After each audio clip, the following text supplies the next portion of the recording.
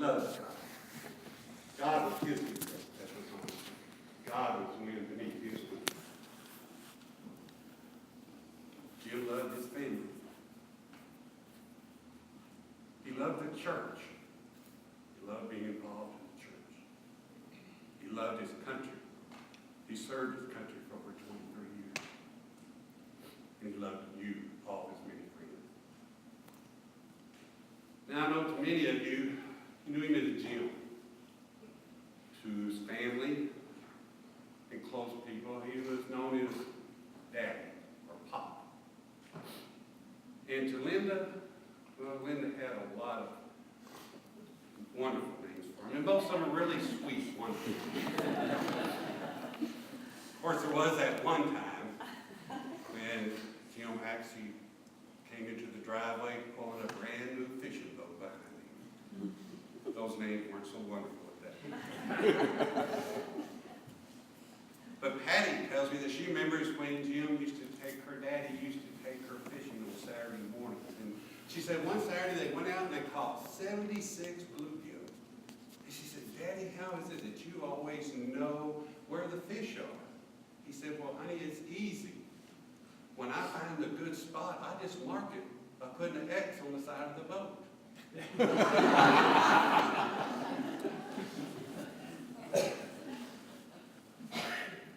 You know, Jim was a very intelligent man, and he was a very quiet person. He didn't speak a lot, but he wrote his own memoirs, really, about his life a few years ago. And I had the privilege of reading those memoirs, and I'd like to share some of that with you about his life today. Now, if you have any discrepancies about this, don't take it up with me. You need to take it up with Jim, because I've taken it out of his memoirs. Jim was born on Monday, July 26th of 1926 in Covington, Kentucky. Back then, Monday was wash day, and so his mother told him he'd always be a clean child because he was born on wash day. Jim had another real fond memory of his mother. He said when his mother would get on to him, that she would pick up the phone and call Mr. Austin at the orphanage down the street. They'd say, will you, Mr. Austin, will you come and get Jim? He's been a bad boy. Jim said he would cry and call and plead and beg, Mother, please don't send me, please don't send me. Until she would finally hang up the phone. He said that many years later, when he was grown, she told him that she always had her finger on the hook and that she was never really calling him. But he said it sure was effective.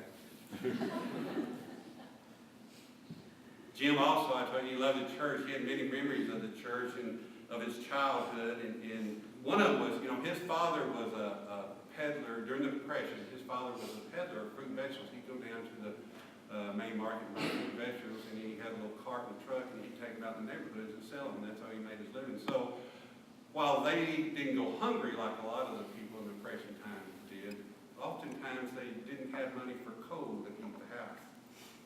But Jim remembered that one day, all of a sudden, this big, huge truck showed up and dumped this huge load of coal in their backyard. He said he knew it came from Father Belief at the Blessed Sacrament Church. He said there were so many fond memories of Father Belief, of what he had done for them and their family and all the people in the parish there. And then there was another memory about the church that Jim had. It seemed like Jim actually failed the 3rd grade. And so his father sent him to the nun's house for summer school. Well, Jim decided to play hooky the first week. And his father was out delivering fruits and vegetables, and the nun saw him and said, is Jim sick? He hadn't been to school. Jim said that when his father got home, he got the worst licking of his life. And he said that it was really a great blessing because he said that he never played hooky again, even when he went to college. And he said he never got mad at his dad for that licking because he said he knew he deserved it.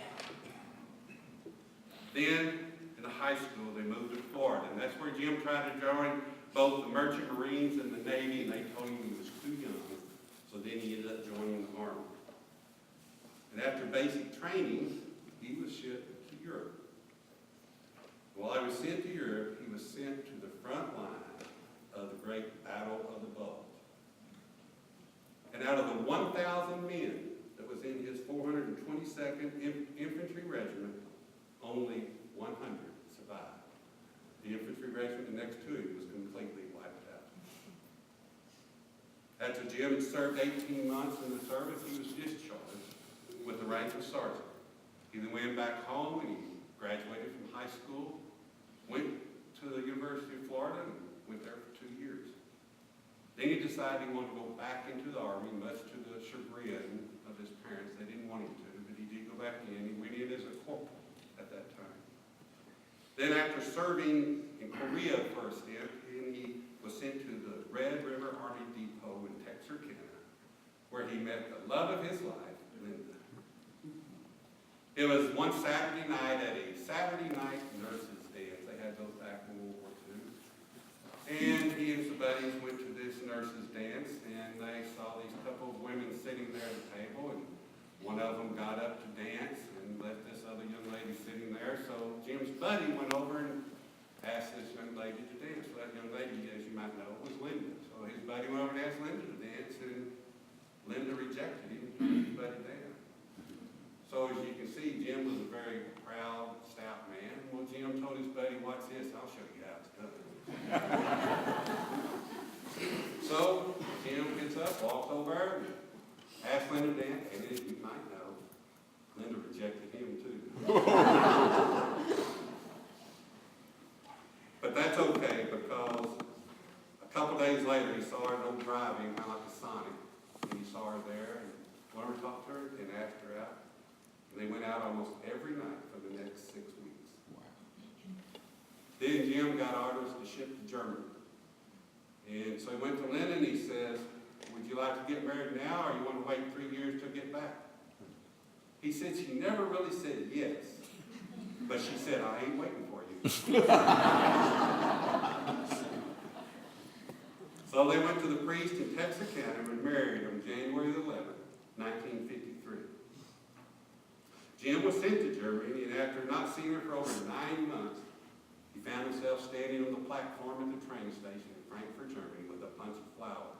He said Germans were really big on flowers that year. He was standing there waiting for her to get off the train, and there she came, the love of his life, once again to join him.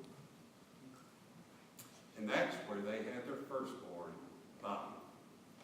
He remembered when they would always go out to eat. They didn't have much money, but they'd always go out to eat usually once a week, and they'd go to the same little restaurant behind the Wolfgang Hotel, which is a famous hotel. And they'd go to the same little restaurant, and they would take their son Bobby in the wash basket, and the help there at the restaurant would play with Bobby so that they could eat.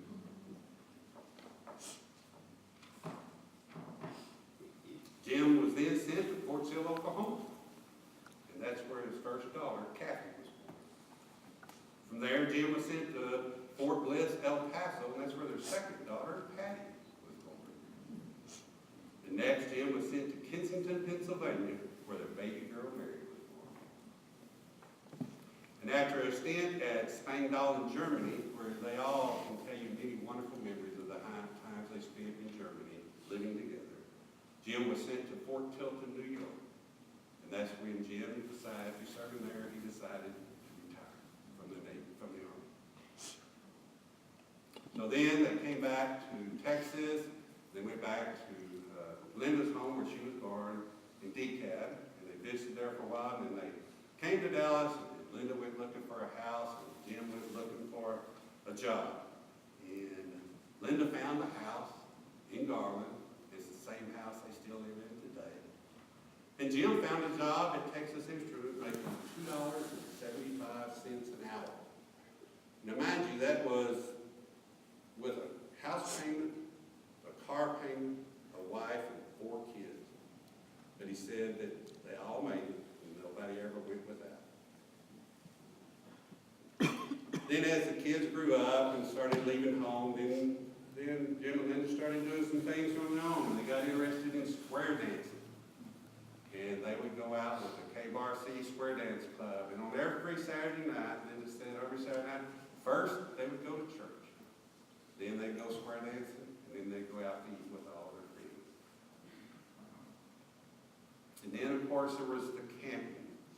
I think there were 3 campers in to their life that they share together, 3 different motorhome campers that they share. And they love going out camping at all the different places, and many times they took their grandson Jimmy with them on their camping trips. They joined a group called the Good Sam's Club, and they loved going to the valley every January with all the other snowbirds and spending their time down there in the valley. You know, Jim was very good with his hands. He made all kinds of things for people. He loved making things for people. He made birdhouses, wind chimes, rocking chairs, all kinds of wood carvings, cats, dogs, all those things he made. But his most favorite thing to make was rosaries for the missionaries. He loved making those rosaries. And I'll tell you that Jim ended his memoir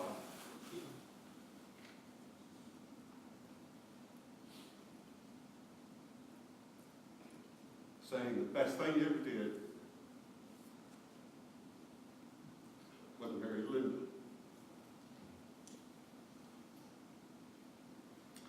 And he said, wow, they never planned any of their kids. They never did anything not to have them. They left that up to God. They said each one of them were a true, welcoming blessing to their lives.